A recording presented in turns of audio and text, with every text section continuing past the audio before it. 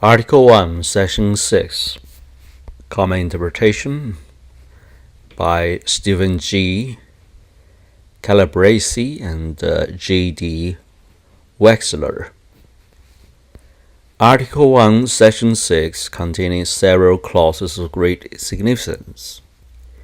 It begins by specifying that the senators and representatives shall be paid out of the Treasury of the United States and not by the states they represent, and had been the practice under the Articles of Confederation.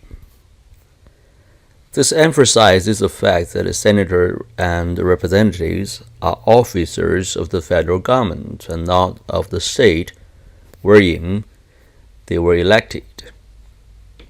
Article 1, Section 6 also says that the senators and representatives shall not be questioned in court or by the President for any speech or debate they gave or participate on the floor of the Senate or the House. This assures ample freedom of debate in Congress. Article 1, Section 6 provides, in addition, that the senators and representatives cannot be appointed to offices, the salaries of which had been increased during the time of their service in Congress. This ineligibility clause is a simple ethical rule preventing members of Congress from increasing the salary of an executive office and then soliciting the President to appoint them to that office so that they can benefit from the salary increase they had voted for. An interesting question raised by this clause is whether a senator or representative who was serving in Congress when the salary of an executive office was raised may be appointed to that office if the salary of the office is subsequently reduced to its original level. This scenario has occurred several times in relatively recent history. The first time it came up, the question was whether President Richard Nixon could appoint Senator William Saxby to be his Attorney General, even though Congress had raised an office salary while Saxby was a senator after the salary was rolled back to its original level. Saxby did, in fact, take office. The so-called Saxby Fix came out again in 1987 when President Ronald Reagan was considering whether he could appoint Senator Orrin Hatch to the Supreme Court, even though the justice's salary has been raised while Hatch was a senator. In that instance, the Office of Legal Counsel and the Department of Justice issued an opinion declaring that the Saxby Fix would not render the appointment constitutional.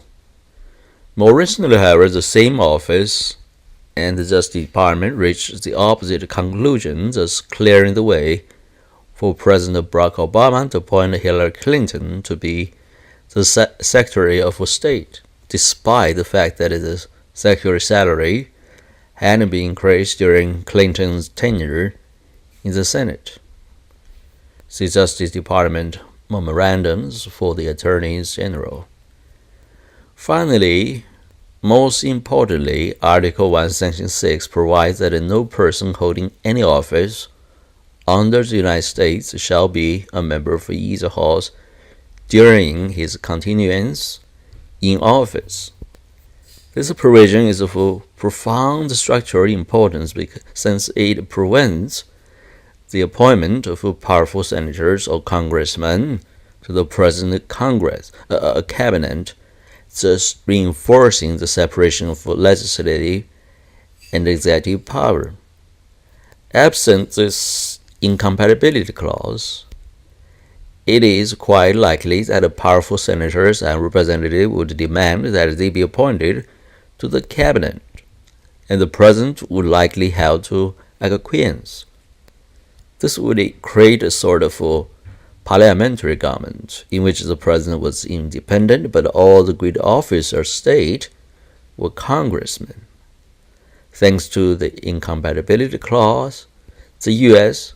has the separation powers and the separation for personnel. The same people cannot simultaneously exercise legislative, executive, or judicial power. Members of Congress are barred from holding executive branch or judicial offices. For further discussion of this clause, see Stephen G. Calabresi and Jean L. Larson, one person, one office, separation powers or separation personnel. G. Wexler, the armed clauses understand this Constitution through 10 of its most curious provisions. Occasionally the question arises, what counts as office under the United States? It has been suggested by one scholar, for instance, that the office of president is not such an office because the president presides over the executive branch rather than being an officer within it. If this scholar were right, and neither of us think that he is, then it would follow that the Speaker of the House of Representatives and the President pro tempore of the Senate could serve as a president without violating the incompatibility clause. And what about members of the National Guard or military reserve officers? Can a member of Congress simultaneously serve in the reserves? In the 1970s, a federal court faced with this question held that such arrangement violated the incompatibility clause. But the Supreme Court subsequently dismissed the case on grounds that the plaintiffs lacked standing to raise the question. The issue, therefore, remained unresolved. See Selinsky versus Reservists to Stop the War, 1974. The framers added the incompatibility clause to the Constitution as a constitutional ethic rule, and no one at the founding foresaw the profound structural effects it would have on American government.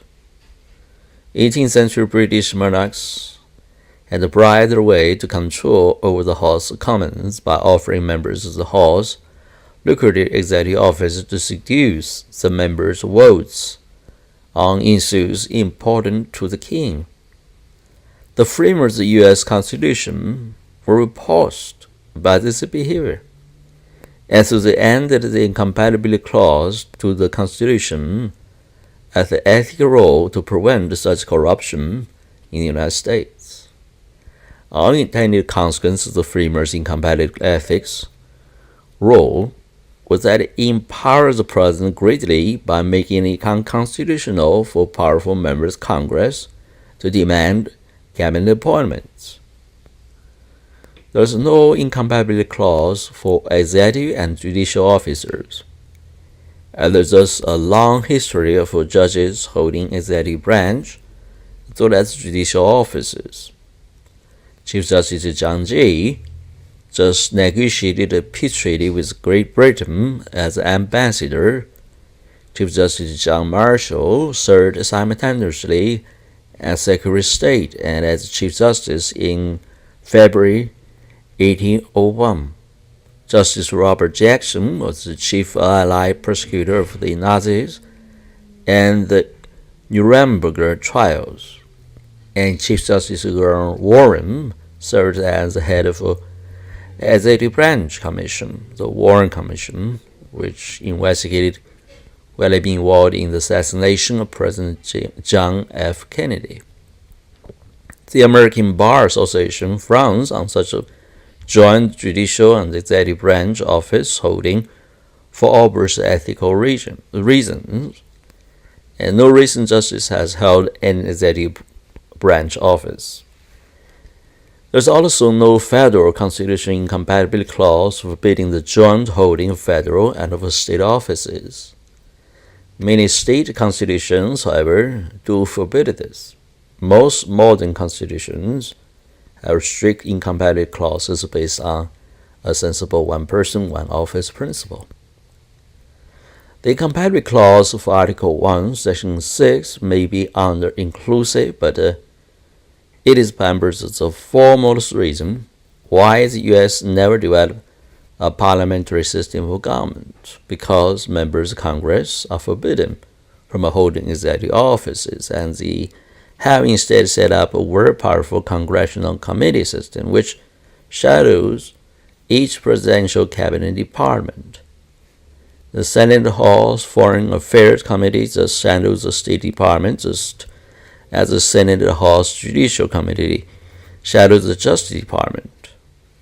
The congressional committee system is the stunted growth of a parliamentary government in the United States, which cannot take over the executive branch because the incompatibility clause prevents congressional committee chairmen from demanding cabinet appointments.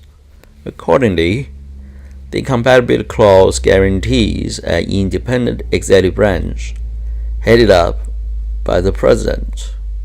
It is one of the most important, even if unnoticed, clauses of the Constitution.